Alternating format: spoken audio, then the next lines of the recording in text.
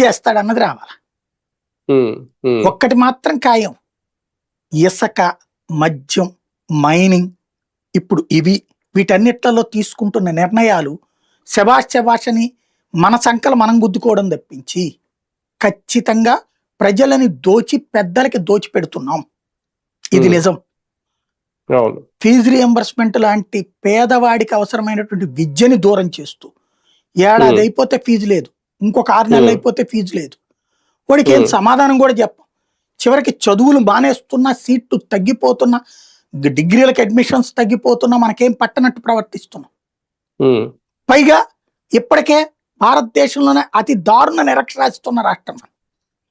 నిరక్షరాస్యతలో number 1 ఉన్న రాష్ట్రం మనం. అక్షరాస్యతలో అట్టడుగు బాగానున్న రాష్ట్రం మనం. అక్కడ పట్టించుకోవట్లేదు, ఇది పట్టించుకోవట్లా. ఈ వ్యవస్థను తీసుకెళ్లి విధ్వంసం చేస్తున్నాం. కాకపోతే ఎంతసేపటికి ఎదురోడు విధ్వంసకారుడు కాబట్టి ఉన్న వెధవల్లో మంచి వెధవ మేము కాబట్టి మమ్మల్ని చూసుకోండి అని చెప్పేటట్టుంది ఇక్కడ వ్యవహారం అంతా.